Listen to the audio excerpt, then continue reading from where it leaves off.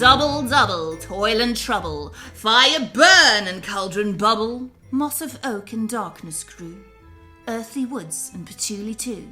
Bitter green of galbanum, projection is quite maximum. Beastie sweet of honeyed civet, 8 out of 10 I think I give it. Add thereto dark subtle rose, picked out by the best trained nose. For a lady true of class, add thereto a white deer's ass. With musk and dust the cauldron turns, notwithstanding that it burns with incense, myrrh, and orris root. Yes, let's leave out the eye of newt. A hint of spice, a random flower, turns this broth to earthy powder. Dry and dark, a wee bit dusty, I conjure up the 80s, trust me. Welcome to this Halloween fragrance review, in which I'll be talking about my favorite Halloween scent, Magie Noire by Lancôme, and its most prominent note, Oakmoss. This video is actually inspired by Hilary from the Borough, because she asked a bunch of us to join her in a Halloween collab video. And when I started researching and preparing, I thought, no, this is gonna be much longer than a minute, so I'll make a separate video alongside the fragment that you can go watch in her video. Today will be all about Oakmoss and Magie Noire, especially the newer Magie Noire. Oakmoss is a species of lichen most commonly found on oak trees in the northern hemisphere, but also on firs and pine. A lichen is typically known as a symbiosis between different organisms, like a fungus and an algae. For about 150 years, a lichen was assumed to be a union of a single species of fungus and a species of green algae, in which the algae photosynthesizes and the fungus produces the structure.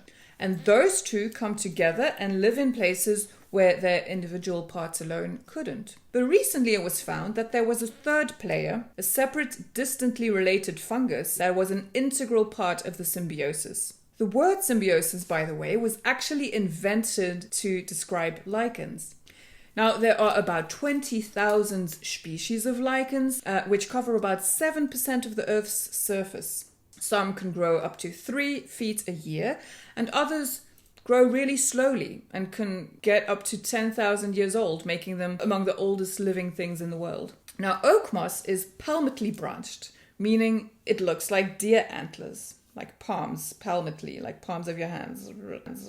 Its color ranges from green to greenish white when dry, and dark olive green to yellow green when wet. In perfumery, it's a beloved ingredient and an essential part of Chapman and fougère type of fragrances, mostly used as base note and as perfume fixatives, which is probably why fragrances heavy on the oakmoss seem to last forever and never expire. Unfortunately, it's known to be a potent dermal sensitizer, which should be used with caution to prevent dermatological reactions.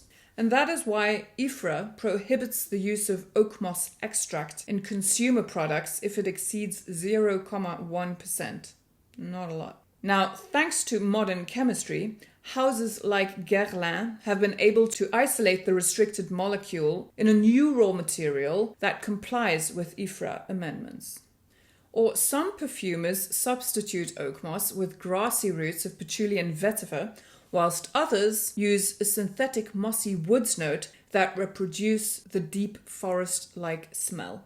So it has an earthy, mossy aroma, lending a natural damp and soft, creamy trail to fragrance compositions. Like a true-to-nature wet forest floor scent. It combines very well with floral and green notes, and as a fixative, it has the ability to anchor more volatile fragrance notes, adding a rich undertone and smoothness to many perfume types such as orientals, chypres, and fougères. Now, Oakmoss Absolute can be obtained by solvent extraction or by using vacuum distillation. The one obtained by solvent extraction is dark green or brown in color and has a strong, natural, earthy, mossy scent with some leather undertones. And the one obtained by vacuum distillation gives a pale yellow or green aromatic material with the very dry, earthy, bark-like scent. In ancient Egyptian embalming, it was found packed into the body cavities of mummies. although it isn't certain if it was used for its preservative properties or if it was used for its aromatic properties. But so my focus today will be Lancôme's femme fatale cult favorite from the 80s, Magie Noire by Lancôme, launched in 1978. Now, alongside its contemporary Mystère de Rochat, it was conceived at the wake of opium's oriental success. Now, the name Magie Noire is well chosen since it's Lancôme's darkest fragrance, and Magie Noire means black magic. It's a bewitching, dark, smouldering, smoky Shyper, and I'm going to read some stuff from Neil Chapman's wonderful book, Perfume. And he says, among other things, the sharp green earth divide, a sinister and mesmerizing accord of galbanum, bergamot, raspberry, and hyacinth, contrasting with a mossy patchouli note tempered with honey, only grows more potent and disturbing with time, stronger and more scary as the day or night progresses. The genius of Magie Noire is that it is also tender, erotic, and very elegant, emanating a multitude of emotions at the same time. A masterpiece of the Shyper genre, get the vintage if you can. The vintage is on its way, a miniature at least. But there's something medicinal about it, by the way. I'm going to respray it to get the opening. Whew. I prefer the dry down. But there's something definitely medicinal, and I'm not sure if it's from the honey or the more indolic tuberose or narcissus flower or the dark rose combination. But it is really very earthy. And it's the actual opening is really sharp, but it quickly softens. It's still potent. But Luca Turin compares it to a stylish breed of fragrances, and he gives it 4 stars and says it's dry woody. Now, he says these stylish breed of fragrances before the syrup of the 80s started darkening the horizon were dry, woody, aldehydic Shypers with a serious mien or demeanor and great bone structure. The raw materials have suffered at the hands of accountants in the intervening 30 years, and this has turned Magie Noire into a perfectly respectable masculine in the hors black mold, but less grand. Yeah. I haven't smelled the original. It's on its way. If you want me to do a comparison video side by side, let me know. I can do that. It could be short for once. In one of Luca's videos on his new fragrance channel, he expresses some disdain towards IFRA's strict regulations, and he suggests that we just spray our clothes with the more allergy-inducing fragrances. Quite a novel idea. Genius.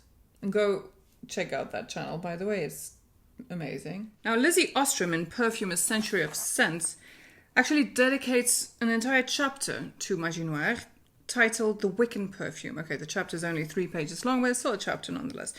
And in this, she talks about how Magie Noire perfectly was one of those...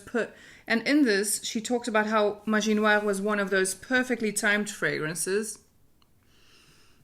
It was one of those perfectly timed fragrance launches that completely cannibalized a certain mood or an interest which had been building throughout the 1970s in all things pagan and spelly.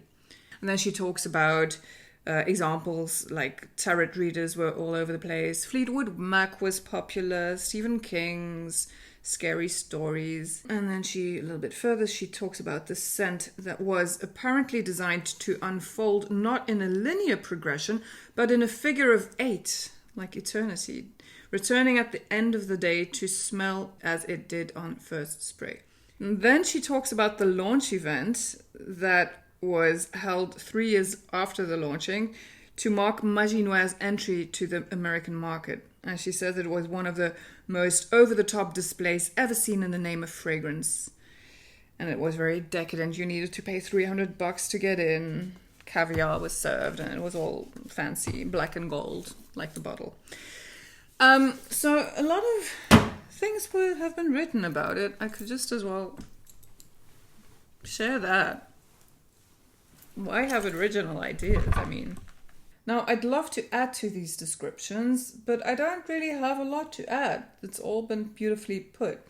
And I also don't own the vintage, which they're raving about. I only have this one. You can still find the vintage versions, but it's gonna cost you quite a bit. So that's why I opted for a mini, and that's affordable. And I hope it's still good. And if it is, I might come back for a side-by-side comparison. But the newer version costs about 55 euros. So it's not too bad. It smells more expensive than it is. The original from the 80s is supposed to be headier and edgier with a more pronounced spiciness and murkiness. The original bottle was designed by Pierre Dinant in the same territories as opium. The inspiration being medieval alchemic alembics. The current bottle is simplified and resembles the older bottles of the exclusive line of Lancôme. My mom hates it. She thinks it smells very old-fashioned. And I agree that it smells very classic and vintage, but rather in a seductive, grown-up, femme fatale kind of way. The longevity is excellent and it projects like a beast on me. 2 sprays is more than enough, especially for settings of going to work and stuff. I could pull off a couple more if it was a nighttime event kind of thing. But I kind of love it. More than I like. It's like a love, but only on occasion, in small doses, preferably on a cold autumn day. Halloween would be a perfect event, a fancy Halloween party. That is what this is made for to me. It really lends itself very well to special occasions. It's probably not for young girls, unless that's a very mature young girl, and it would be a sensory overload if used all the time. So I don't see this as a good signature fragrance, if you're even into such things. Sometimes it goes more animalic on me, and sometimes it's softer. And like right now, it reminds me a little bit of mousse du chêne, and mousse du chêne means oakmoss in French, and 30 refers to the amount of ingredients used. Now, I also find it quite polarizing in the sense that I love it, but sometimes I also can't tolerate it. Like a very intense orgasm, if you know what I mean. Now, the Perfume Shrine, very good blog, put it beautifully back in 2019, saying, "It projects with the mysterious force of an evil heroine, having you grip your seat with a mix of justified horror and perverse admiration at the same time. Its heady, unsettling bass accord acts like velvet or a caressing fur coat that is hiding a knife."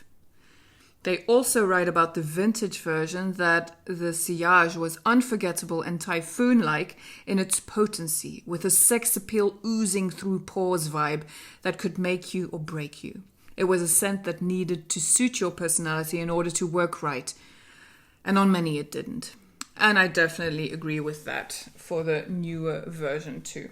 I think it takes a certain badass kind of woman to rock this. Men could also pull it off, definitely. It is quite masculine. I see it as a badass female scent, but I haven't smelt it on a guy, so I need to. Yeah, it could work on a guy, definitely. But so a badass chick, a witch, a temptress, a seductress, a fortune-telling gypsy, a hippie, a punk rock chick, leather jacket. Just a woman who knows what she wants. My favorite kind of women. Now, enough for today. I hope you all have a lovely, cozy, sexy Halloween. And I might be back for Christmas. A Christmas video. Cookies. Ooh, cinnamon. Earthy woods and patchouli too. Yes. You don't like my poem? You don't like? It's not nice. Let's leave out the eye of newt. High five. Yes. He's so high five. You're just a smart kitty cat. Yes, let's leave out the eye of newt. Whoops. Okay. Os of moke. Os of moke. Os of moke in darkness. Os of moke? Really? Look at the kitty. Oh, yes. This is a kitty and I'm gonna eat the kitty in the cauldron. I'm gonna eat the kitty in the cauldron. No. Do you not like cauldron? Do you not like? No. Oh, yes, the crazy cat lady is in the house. Hello? Okay. We'll insert a picture. I've never smelled the vintage original version. Now there is a miniature vintage version on its way. Original virgin, virgins. What's up with the f***ing virgins?